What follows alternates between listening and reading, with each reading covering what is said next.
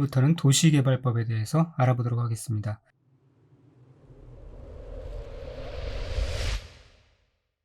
도시개발법에서는 6문제 나오죠.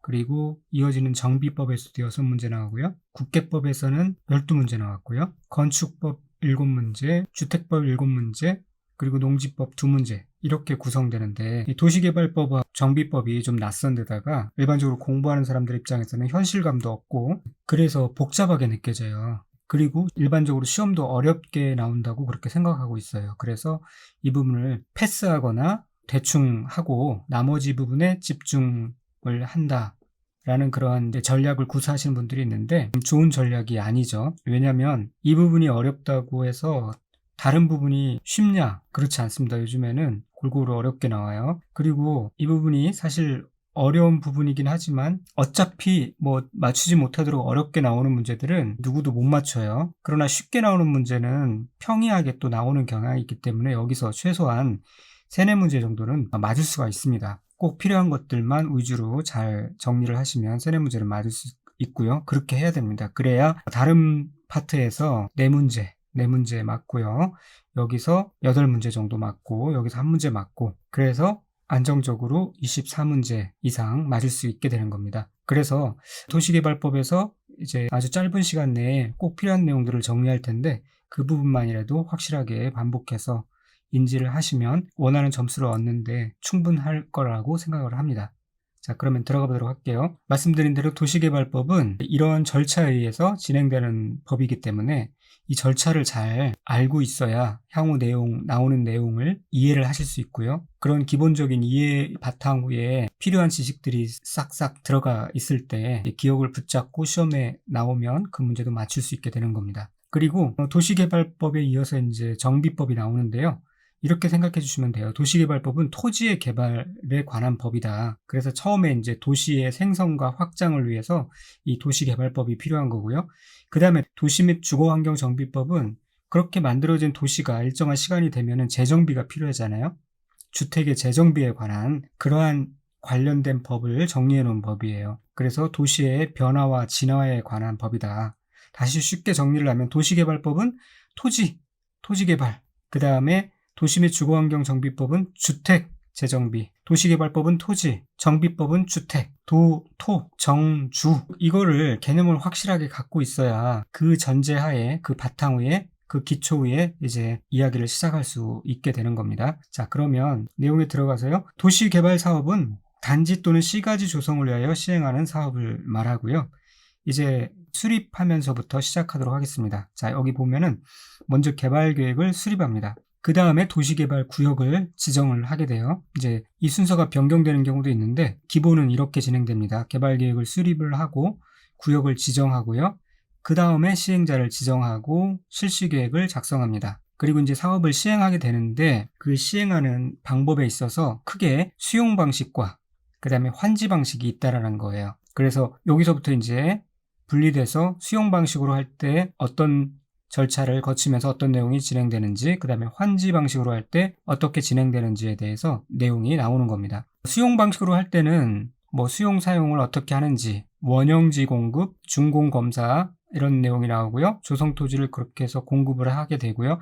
그 다음에 할 때는 먼저 환지 계획을 작성하고 환지 예정지라는 개념이 나오고 준공 검사, 환지 처분, 청산 등기 등등이 이런 절차들이 진행됩니다. 그래서 이제 개발 계획의 수립 단계부터 보면은 원칙적으로는 계획을 수립한 다음에 그 다음에 구역을 지정하는 거예요. 그래서 개, 수, 구, 지 이거를 정확하게 알고 있어야 됩니다. 계획을 먼저 수립하고 그 다음에 구역을 지정하는 게 원칙이라는 것. 그래서 이걸 말로 표현해 보면 도시개발구역 지정권자는 도시개발구역을 지정하려면 해당 도시개발구역에 대한 도시개발 사업의 계획을 먼저 수립해야 돼요. 그런데 예외적으로 먼저 구역을 지정하고요. 그 다음에 후에 계획을 수립하는 경우가 있다라는 얘기예요. 어떤 경우 이런 상황이 발생할 수 있냐면 먼저 계획을 수립한다고 이제 관련 인원들이 왔다 갔다 하면은 소문이 다 나겠죠. 그때 이제 땅 투기가 시작될 수 있는 겁니다. 그러면서 쓸데없이 집가가 굉장히 올라가는 상황이 발생할 수도 있죠. 이제 그런 상황들을 미연에 방지하기 위해서 먼저 소리 소문 없이 구역을 먼저 딱 지정해 놓고요. 그 다음에 이제 계획을 수립하면서 나머지 절차가 진행되게 해서 그러니 투기가 일어나는 상황들을 좀 미연에 방지할 수 있는 그런 효과가 있겠죠. 자, 구체적으로는 그럼 어떤 상황에 이렇게 구역을 먼저 지정하고 계획을 수립하는지 알아보면요. 먼저는 개발 계획을 공모할 때 그렇게 합니다. 개발 계획을 공모하려면은 일단 구역은 정해야죠. 구역도 없이 개발 계획을 공모할 수는 없으니까요. 자, 그 다음에는 아래와 같은 구역인데요. 이런 경우 이제 도시개발 구역을 지정한 후에 그 다음에 개발 계획을 수립할 수가 있어요. 어떤 지역이냐면 도시지역의 녹지지역 중 자연녹지지역과 생산녹지지역인 경우, 도시지역 외의 지역인 경우, 즉 도시지역 외에는 관리지역, 농림지역, 자연환경 보전지역이겠죠. 그 다음에 국토교통부 장관이 지역 균형 발전을 위하여 중앙행정기관의 장과 협의하여 도시개발구역으로 지정하고자 하는 지역.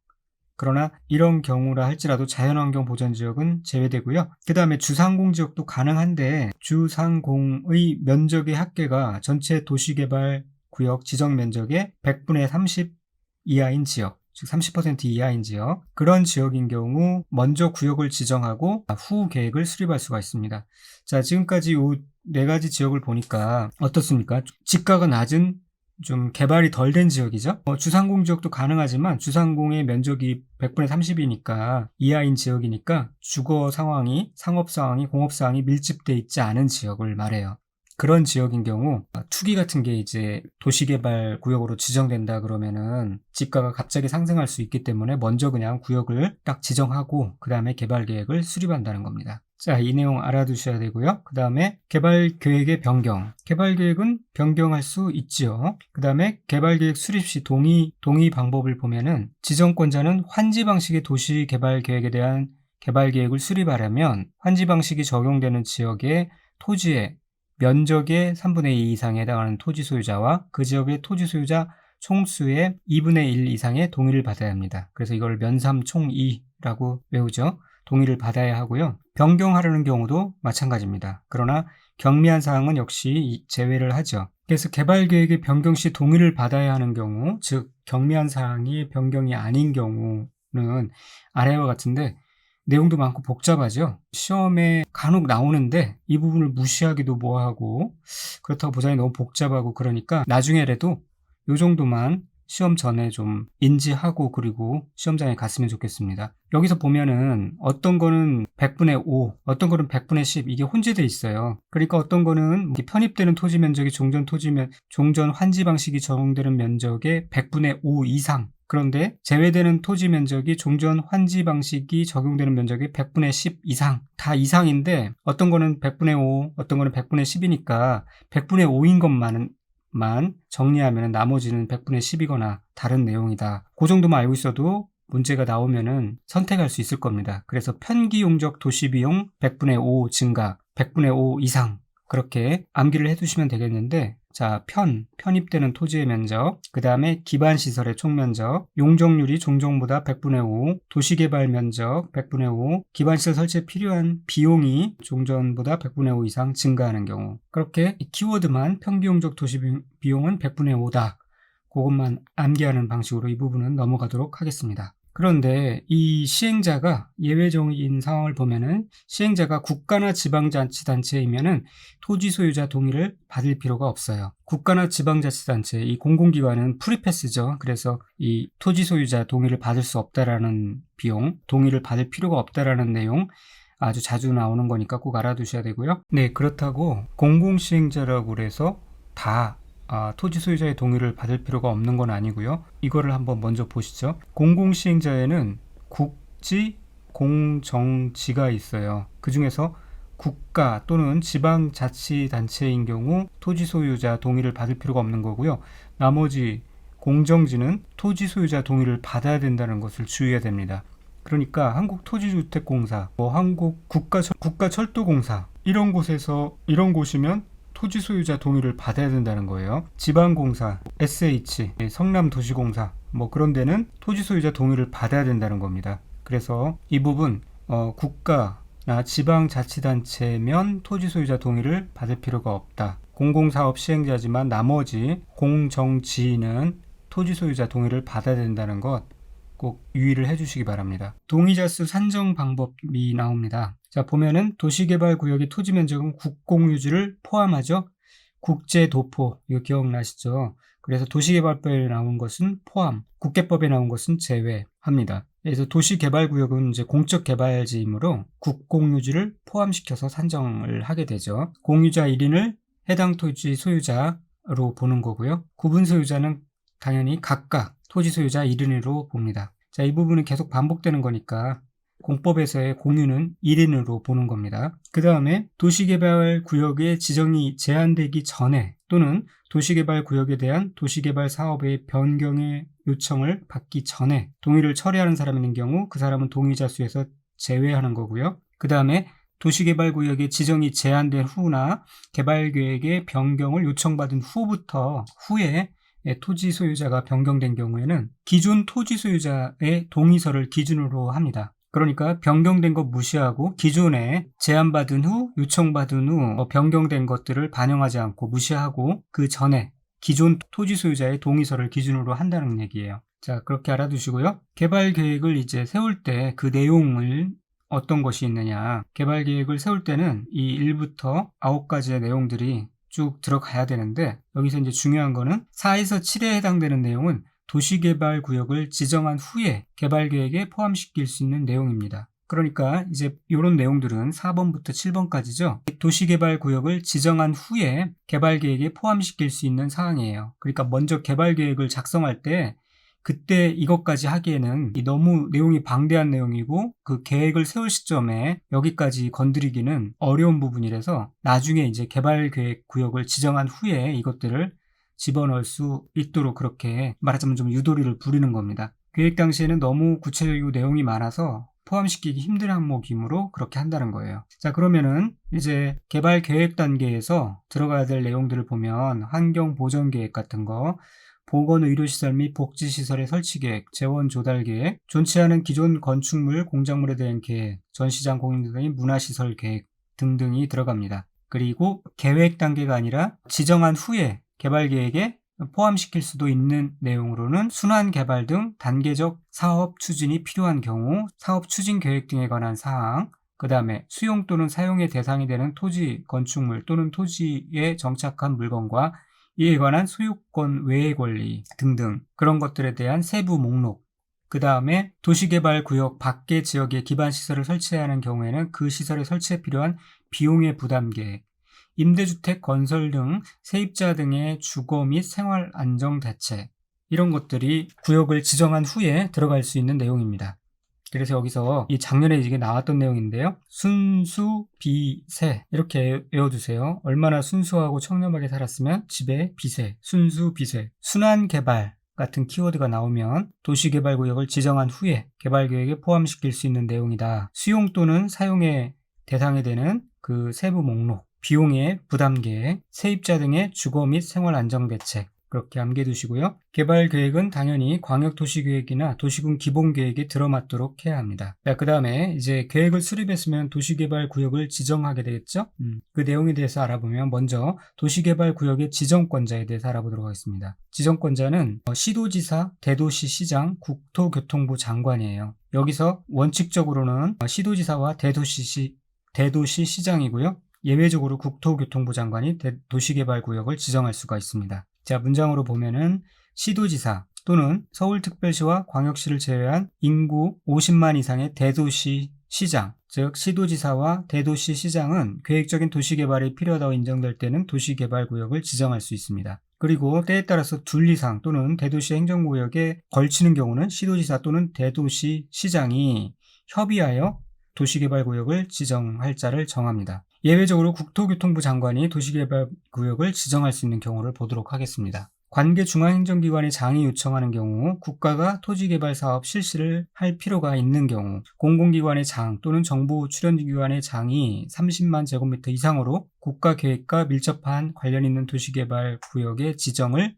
제한하는 경우, 둘 이상에 걸치는 경우로서 시도지사 또는 대도시 시장의 협의가 성립되지 아니하는 경우, 또 천재지변이나 그 밖의 사유로 인하여 도시개발 사업이 긴급히 필요한 경우, 자, 이런 경우 이제 국토교통부 장관이 도시개발구역을 지정할 수가 있습니다. 그래서 국토교통부 장관이 도시개발구역을 지정할 때는 중국공정 30만, 둘 천재, 중국이 동북공정을 하잖아요. 우리도 이제 중국공정을 만약에 한다고 할 때 일당 30만 원에 2명의 천재가 필요하다. 30만 둘 천재. 그렇게 암기하시면 되겠고요. 다시 보면은 관계중앙행정기관의 장이 요청하는 경우 국토교통부 장관이 도시개발구역을 지정할 수 있고, 국가가 하는 경우, 그리고 공공기관의 장과 또는 정보출연기관의 장이 30만 제곱미터 이상으로서 국가계획과 밀접한 관련 있는 도시개발구역의 지정을 제한하는 경우, 자, 이 경우 지방공사는 해당되지 않는다는 것, 공공기관의 장과 정보출연기관의 장이 또 한 조건은 30만 이상 제곱미터, 또 국가계획과 밀접한 관련 있는 도시개발구역의 지정을 제한하는 경우, 둘 이상에 걸치는 경우 아까 협의해서 도시개발구역을 시도지사 또는 대도시시장이 지정할자를 정했잖아요. 근데 그게 협의가 성립되지 않는 경우는 그때서 이제 국토교통부 장관이 도시개발구역을 지정할 수가 있게 됩니다. 또 도시개발구역의 지정 제한 제도가 있는데요. 원칙은 국가지방자치단체, 조합을 제외한 도시개발사업 시행자로 지정될 수 있는 자는 특별자치도지사, 시장 또는 시장, 군수 또는 구청장에게 도시개발구역의 지정을 제한할 수 있습니다. 또 공공기관의 장 또는 정부 출연기관의 장이 30만 제곱미터 이상으로 국가계획과 밀접한 관련이 있는 개발구역의 지정을 제한하는 경우에는 국토교통부 장관에게 직접 제한할 수 있습니다. 자, 그 다음에 넘어가서 도시개발구역의 지정 요건을 보면은요, 먼저 도시지역 안과 도시지역 외의 지역으로 나눠서 볼 수 있습니다. 주거지역, 상업지역, 생산녹지지역, 자연녹지지역에서는 1만 제곱미터 이상일 때, 공업지역에서는 3만 제곱미터 이상일 때 가능합니다. 그리고 도시지역 외의 지역에서는 원칙적으로는 30만 이상이에요. 그런데 때에 따라서 예외적으로 10만 제곱미터 이상일 때도 도시개발구역으로 지정할 수 있는데, 그때는 아파트 또는 연립주택의 건설 계획이 포함되는 경우로서 초등학교 용지를 확보하고 4차로 이상의 도로를 설치하는 경우 도시개발구역으로 지정할 수가 있습니다. 그래서 이렇게 외워두세요. 도시개발구역에서의 알바비는 이 주상생자인 경우는 높은 직분이잖아요. 그래서 10,000원을 줘요. 그리고 공업지역에서 하면은 30,000원을 줘요. 그런데 알고 보니까 도시지역 외의 지역에서 초4부터 초등학교 4차로 이상 도로 초4부터 했다고 하니까 경력을 인정해서 100,000원을 줍니다. 그리고 도시지역 안에서는 주상자이고요. 여기에 보존녹지 지역은 말 그대로 녹지를 보존하는 지역이기 때문에 도시개발 사업을 하지 않는 것에 유의해 주시기 바랍니다. 그 다음에 도시개발구역의 분할 및 결합. 도시개발구역을 둘 이상의 사업 시행지로 분할하거나 서로 떨어진 둘 이상의 지역을 결합할 하나의 도시개발구역으로 지정할 수 있습니다. 단 이렇게 분할할 수 있는 경우는 분할 후 각 사업 시행지구의 면적이 10,000 제곱미터 이상인 경우로 해야 되고요. 결합할 수 있는 경우는 10,000 제곱미터 이상의 방제지구 등이 포함된 경우로 합니다. 도시개발구역의 지정 절차는 기초조사를 하고요. 주민의견 청취를 하고 협의, 심의를 거치고 그 다음에 지정고시, 그 다음에 열람, 그런 과정을 거치는데요. 기초조사는 임의사항입니다. 할 수 있고요. 지정권자가 도시개발구역을 지정하고자 할 때는 공람이나 공청회를 통해서 주민 및 관계 전문가 의견을 들어야 합니다. 14일 이상 일반인에게 공람시켜야 되고요. 도시개발구역의 면적이 10만 제곱미터 미만인 경우에는 일간신문에 공고하지 않고 공보와 해당 시군 또는 구의 인터넷 홈페이지에 공고할 수 있습니다. 자, 여기까지 알아두시고, 또 도시개발구역이 지정 고시된 경우 해당 도시개발구역은 도시지역과 지구단위 계획구역으로 결정 고시된 것으로 봅니다. 그리고 이렇게 도시개발구역으로 지정이 되면은 이제 행위 제한이 들어가는데요. 도시개발구역의 지정에 관한 주민 등의 의견 청취를 위한 이 공고가 있는 지역 및 도시개발구역에서 건, 공, 토, 물 등 개발 행위의 일반적인 허가 대상, 그거 외에 또 건축물의 대수선, 용도 변경, 중목의 벌채 및 식채 등의 행위를 하려는 자는 특광, 특도, 시장 군수의 허가를 받아야 합니다. 즉 개발 행위할 때 그 건공, 토물이라고 해서 허가를 받아야 되는 행위에 해당되었죠. 그런데 여기서 이제 도시개발구역에서는 좀 더 강화돼서 건축 부분에 건축물의 대수선, 용도 변경 이것까지 허가를 받아야 된다라고 그렇게 좀 강화되어 있고요.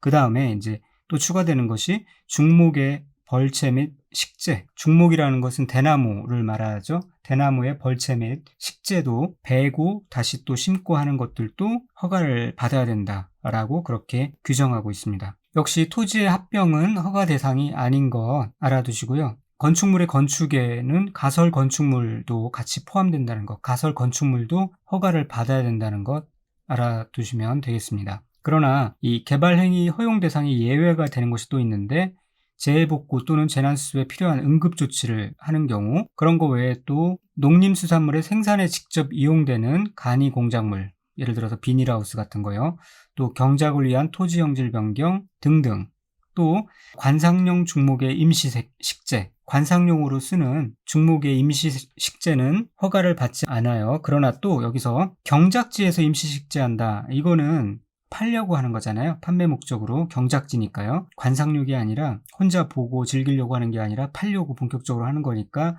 그거는 허가를 받아야 된다는 거예요. 역시 또 기득권 보호라는 제도가 있죠. 도시개발구역의 지정 및 고시 당시에 이미 행위 허가를 받았거나 또 이미 사업에 착수한 자는 도시개발구역 지정 고시일로부터 30일 이내에 신고한 후 계속 시행할 수 있습니다. 그래서 도시군 관리계획에서는 수산자원보호구역과 시거화 조정구역인 경우 착수 3개월 이내에 신고하라라는 내용이 있었죠. 여기서 개발법, 또 후에 이제 정비법에서도 나오는데, 개발법과 정비법에서의 기득권 보호는 착수한 자가 30일 내에, 3개월이 아니라 30일 내에 신고하도록 그렇게 되어 있습니다. 또 도시개발구역은 언젠가 또 지정이 해제되겠죠. 이제 그런 경우 어떻게 할 것인가? 원칙적인 사항은 도시개발구역의 지정과 동시에 개발계획이 수립되는 경우입니다. 보통은 이게 이제 대부분 이렇게 진행되겠죠. 도시개발구역을 지정하고 동시에 개발계획이 수립됩니다. 이런 경우 도시개발구역이 지정 고시된 날로부터 3년이 되는 날까지 도시개발 사업에 대한 실시계획의 인가를 신청하지 아니하는 경우에, 그런 경우에는 그 3년이 되는 날의 다음 날에 해제된 것으로 봐요. 두 번째는 이제 잘 진행돼서 완료가 되는 경우 어떻게 할 것인가? 이 두 가지 방식이 있다고 그랬죠. 수용 방식으로 이제 완료가 되는 경우는 도시개발 사업의 공사 완료 공고일의 다음 날에 도시개발구역이 해제되는 것이고요.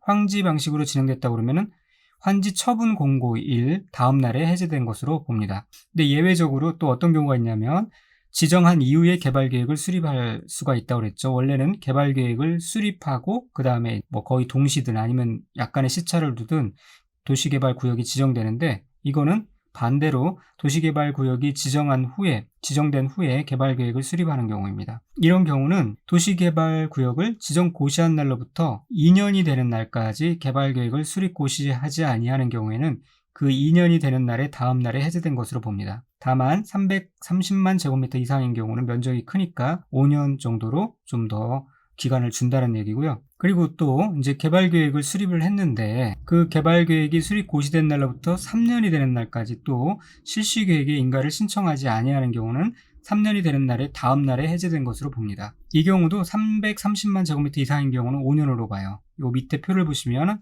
쉽게 이해하실 수 있을 겁니다. 자, 원래는 이제 개발계획이 수립되고 도시개발구역이 지정되는 건데요. 그것이 이제 원칙에 해당되는 가에 해당되는 내용이고, 이거는 이제 이 예외에 해당되는 도시개발구역이 지정되고 도시개발계획이 수립되는 그런 상황입니다. 도시개발구역이 먼저 지정된 후에 2년이 지나도록 개발계획이 수립 고시되지 아니하면 2년이 되는 날의 다음 날에 해제된 것으로 보는 거고요. 330만 제곱미터 이상인 경우는 5년으로 합니다. 그리고 이제 개발계획이 수립 고시되었는데 3년이 되도록 또 실시계획이 인가되지 않는 경우 3년이 되는 날에 다음 날에 해제된 것으로 보고요. 이것도 330만 제곱미터 이상인 경우는 5년으로 봅니다. 용도지역 등의 환원, 이렇게 도시개발구역의 지정이 해제된 경우 그 구역에 대한 용도지역 및 지구단위 계획구역은 해당 도시개발구역 지정 전에 용도지역 또는 지구단위 계획구역으로 각각 환원되겠죠? 혹은 폐지된 것으로 보는 겁니다. 당연히 도시개발구역이 어떤 이유로든 지정이 해제가 됐으면 그 전에 원래 있었던 지정 전의 용도지역 및 지구단위 계획구역으로 각각 환원되거나 폐지된 것으로 보는 거예요. 자, 그런데 여기서 이제 한 가지 더 알아두셔야 될 것이, 도시개발 사업의 공사 완료로 이렇게 도시개발구역이 지정이 해제 의제된 경우는 그렇게 환원되거나 폐지된 것으로 보지 아니한다라는 내용이 더 중요합니다. 공사가 완료되었기 때문에 그 공사가 완료된 대로 그렇게 인정을 해주는 거지 다시 이전에 지정되었던 용도 지역으로 보지는 않는다는 거예요. 이 내용 알아두시고요.